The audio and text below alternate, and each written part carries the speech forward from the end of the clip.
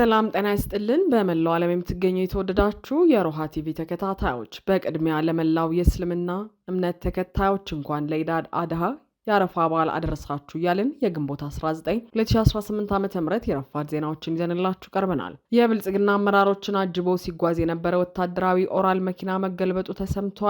የግንባር መረጃዎችን ይዘናል። ኢትዮጵያን ለአይኤምኤፍ የሸጠው የብልጽግናው አገዛዝ ዳግም በህዝቡ ላይ የታክስ ጭማሪ እንዲያደርግና ድጎማዎችን እንዲያነሳ ታዟል። ሰሙታላችሁ። በኮዬ ፈጬ የሰው ህይወት ያለፈበት ከባድ ተኩስ ሲከፈት በአዲስ አበባ ቤተ መንግስት አቅራቢያ የተደረገው የእገታ እንቅስቃሴ ደግሞ እያነጋገረ ነው። በስፋት ዳሰነዋል። የአብይ አህመድ የጥፋት አጋር የሆነችው ዩኤኢ ወደ ሱዳን ለሚጓዙ ቅጥረኛ ወታደሮች መተላለፊያ ናት ሲል ሁማን ራይትስ ዎች ከሷል። በዘገባችን አካተነዋል። እስራኤል በጋዛና በሊባኖስ በፈጸመችው ጥቃት ሰዎች መገደላቸው ተዘግበዋል። አድማጭ ተመልካቾቻችን አብራችሁ ልትቆዩ ከፈቀዳችሁ እነዚህ መረጃዎች በዝርዝር የምናሰማችሁ ይሆናል። የሮሃ ቲቪ ወቅታዊና ሀቀኛ መረጃዎች እንዲደርሷችሁ ቻናሉን ሰብስክራይብ፣ ላይክ እና ሼር በማድረግ አሁኑኑ ቤተሰብ ይሁኑ። የብልጽግና አመራሮችን አጅቦ ሲጓዝ የነበረ ወታደራዊ ኦራል መኪና መገልበጡ ተሰማ። መነሻውን ከደብረ ወርቅ ከተማ በማድረግ የብልጽግና አመራሮችን አጅቦ ወደ ግንደወይን በሚወስደው መስመር ላይ ሲጓዝ የነበረ አንድ ኦራል ወታደራዊ ተሽከርካሪ መገልበጡ ታውቋል። ይህ ተሽከርካሪ በደብረ ወርቅ ከተማ ሲያካሂዱት የነበረውን የምርጫ ቅስቀሳና የድጋፍ ሰልፍ ሲያስተባብሩ የዋሉ የብልጽግና አመራሮችን አጅበው ከሚጓዙ በርካታ ፓትሮሎች፣ ኦራሎችና አምቡላንሶች መካከል አንዱ መሆኑም ነው የተገለጸው። በርካታ የመከላከያ ሰራዊት አባላትና የብልጽግና ባለስልጣናትን ጭኖ የነበረው ይህ ወታደራዊ ተሽከርካሪ መንገድ ላይ በመገልበጡ ምክንያት በውስጡ የነበሩ የሰራዊቱ አባላትና አመራሮች ህይወታቸው ማለፉንና ሌሎችም ከባድ የአካል ጉዳት እንደደረሰባቸው መረጃዎች ያመለክታሉ። ምንም እንኳን የጉዳቱ አጠቃላይ መጠን በዝርዝር ባይገለጽም በቦታው የነበሩ አምቡላንሶች ጉዳት የደረሰባቸውን ወታደሮችና አመራሮች ወደ ሆስፒታል ሲያመላልሱ መታየታቸው ታውቋል። ይህ በእንዲህ እንዳለ በስናን ወረዳ የአድማ ብተና አባላት ሙሉ ትጥቃቸውን ይዘው ፋኖን ተቀላቅለዋል።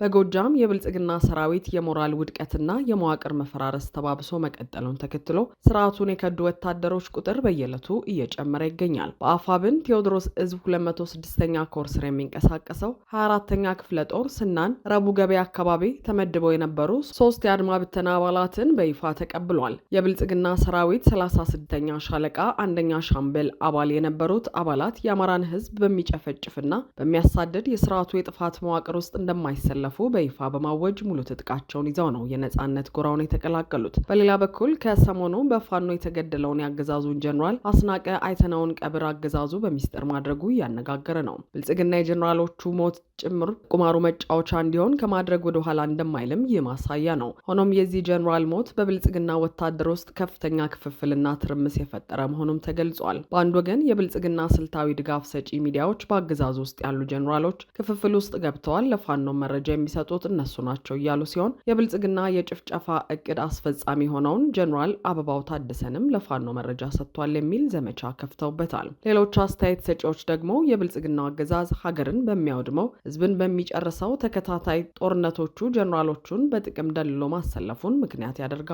በሰሊጥ ንግድ፣ በወርቅና ሌሎች ማዕድኖችና በኮንትሮባንድ ንግድ ላይ የተሰማሩት ጀኔራሎቹ አሁን ላይ በጥቅም ሲጣሉ መረጃ ማሽለክ ጀምረዋል ይላሉ።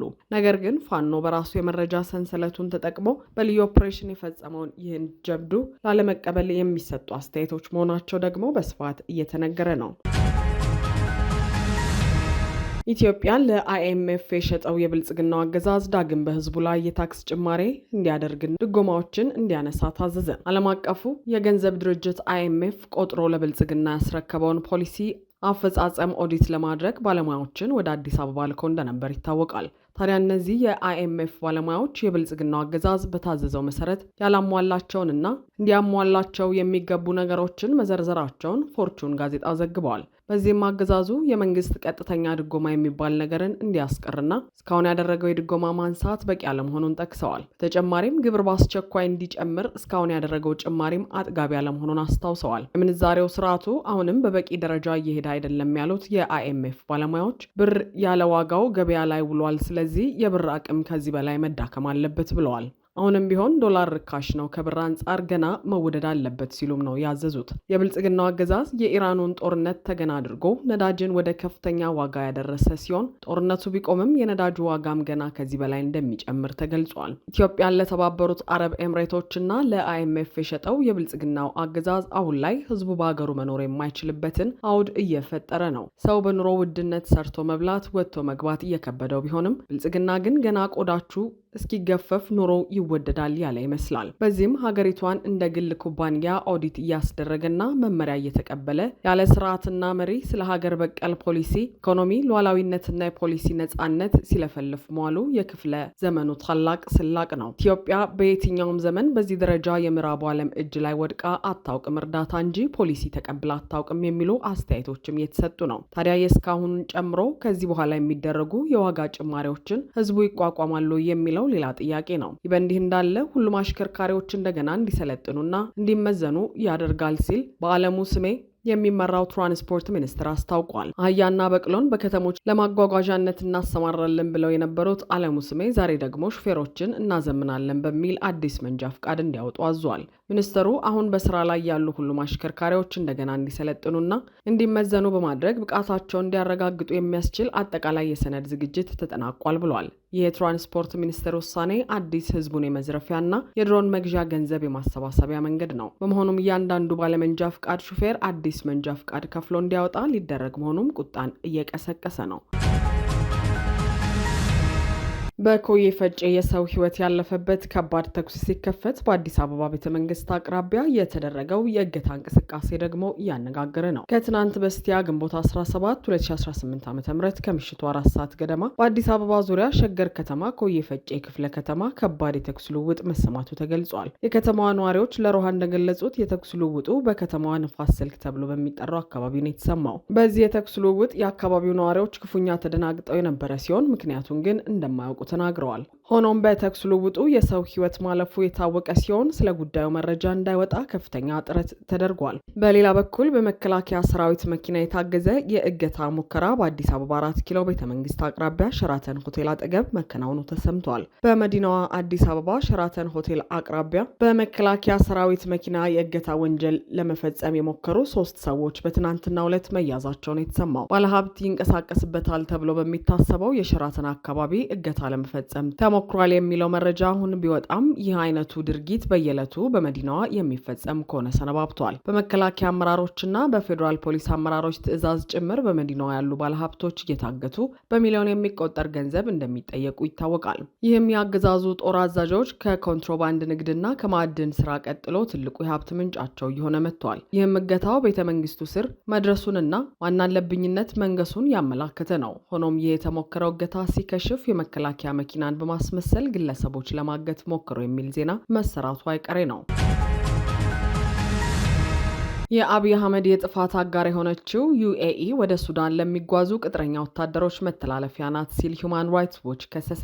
የኮሎምቢያ ቅጥረኛ ወታደሮች በዩናይትድ አረብ ኤምሬትስ መቀመጫውን ባደረገ ኩባንያ ተቀጥረው በኤምሬት ወታደራዊ ጣቢያዎች በኩል ተሸጋግረው በሱዳን ውስጥ ግፍና አሰቃቂ ወንጀሎች የፈጸመውን ፈጥኖ ድራሽ ለመደገፍ ተሰማርተዋል ሲል ሁማን ራይትስ ዎች አስታውቋል። ሁማን ራይትስ ዎች ዩኤኢ በሱዳን ጦርነት የጦር ወንጀሎችን ፈጽመዋል ተብሎ የሚከሰሰውን ፈጥኖ ድራሽ ኃይል አርኤስኤፍ እየደገፈች ለመሆኑ የሚያመለክት ተጨማሪ ማስረጃ አግኝተዋል። የሁማን ራይትስ ዎች ምርመራ እንደ አውሮፓውያን አቆጣጠር ከመጋቢት እስከ መስከረም 2025 ድረስ ከኮሎምቢያ ቅጥረኛ ወታደሮች ጋር ቃለ ምልልስ በማድረግና በማህበራዊ ትስስር ገጾች ላይ የተለጠፉ ምስሎችን በመተንተን ቁልፍ ቦታዎችና መሳሪያዎችን በመለየት ትንተናውን አካቷል። የሱዳን ጦርነት የተቀሰቀሰው በፈጥኖ ድራሽ ኃይሉና በሱዳን ጦር መካከል ውጥረቱ ካገረሸ በኋላ በሚያዝያ አጋማሽ 2023 ነው። ከዚህን ጊዜ ጀምሮ ከ150 ሺህ በላይ ሰዎች ተገድለዋል ተብሎ የሚገመት ሲሆን ከ12.9 ሚሊዮን በላይ ሰዎች ደግሞ ተፈናቅለዋል። የሁማን ራይትስ ዎች ሪፖርት ባለፈው ወር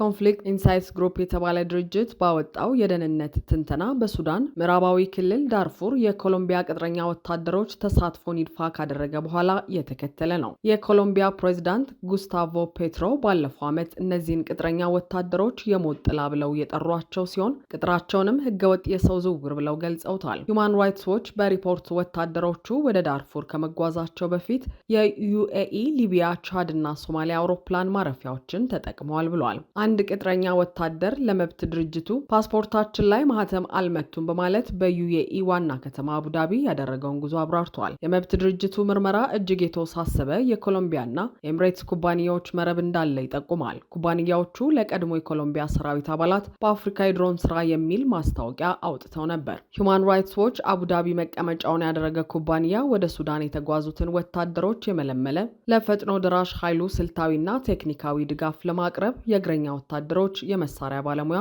የድሮን አብራሪ፣ የተሽከርካሪ ባለሙያዎችና አሰልጣኞች ለማቅረብ እንደሆነ ገልጿል። እንደ መብት ቡድኑ ከሆነ ቅጥረኛ ወታደሮቹ እጅግ ከፍተኛ የሰብአዊ መብት ጥሰቶች ወደ ተፈጸሙበት የጦር ግንባር ከመዝመታቸው በፊት በዩናይትድ አረብ ኤምሬትስ የጦር ጣቢያዎች ሰልጥነዋል። በተጨማሪም ዩናይትድ አረብ ኤምሬትስ ከአጋሯ ብልጽግና ጋር በመሆን በኢትዮጵያ ቤኒሻንጉል ጉሙዝ ክልል የዚህን ገዳይና ጨፍጫፊ ፈጥኖ ደራሽ ኃይል ካምፕ ማቋቋሟ ይታወቃል።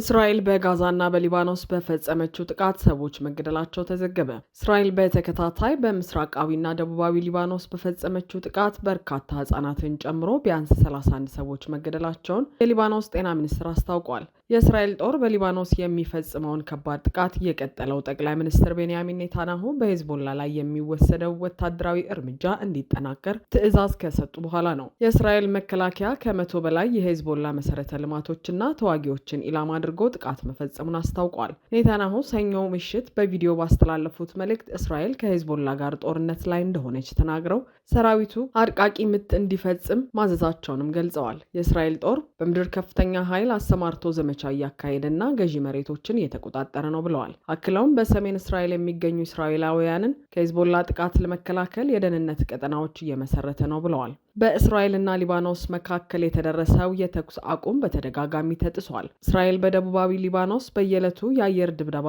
የምትፈጽም ሲሆን በሄዝቦላም ሮኬቶችንና ድሮኖችን ይተኩሳል። በሌላ በኩል የእስራኤል ጦር በጋዛ ከተማ በተጨናነቀ የገበያ ስፍራ በሚገኝ የመኖሪያ ህንፃ ላይ በፈጸመው ከፍተኛ የአየር ድብደባ ቢያንስ 3 ፍልስጤማውያን መሞታቸውን የሕክምና ባለሙያዎችና የዓይን እማኞች ተናግረዋል። ጥቃቱ የኢድ አል አድሃ በዓል ከመከበሩ በፊት ጎዳናዎች በገበያተኞች ተጨናንቀው ባለበት ወቅት በጋዛ ከተማ መሃል በሚገኘው የአልካያሊ ህንፃ የላይኛውን 3 ፎቅ ኢላማ ማድረጉ ተገልጿል። የእስራኤል ጠቅላይ ሚኒስትር ቤንያሚን ኔታንያሁ ቢሮ ቀደም ሲል የእስራኤል ጦር የሐማስን የጦር ክንፍ አዛዥ መሐመድ ኦዴይን ኢላማ እንዳደረገ አስታውቋል። ይህም የቀድሞው የጦር አዛዥ በተመሳሳይ ጥቃት ከተገደለ ከጥቂት ቀናት በኋላ የተፈጸመ ነው። ይህ እስራኤል ከሐማስ ጋር የተኩስ አቁም ስምምነት ካደረገች በኋላ በጋዛ የተፈጸመ የቅርብ ጊዜ ከባድ ጥቃት ነው። ኦዴይ በጥቃቱ መገደሉን በተመለከተ ሐማስም ሆነ እስራኤል ምንም አስተያየት አልሰጡም። የነፍስ አድን ሰራተኞች በስፍራው ሲደርሱ በአካባቢው በደረሰው ከባድ ጉዳትና በነበረው መጨናነቅ ምክንያት ወደ ላይኛው ፎቅ ለመውጣት ተቸግረዋል። የዓይን እማኞች ቢያንስ 5 ሚሳይሎች ህንፃውን ከተለያየ አቅጣጫ በተመሳሳይ ሰዓት መምታታቸውን ተናግረዋል።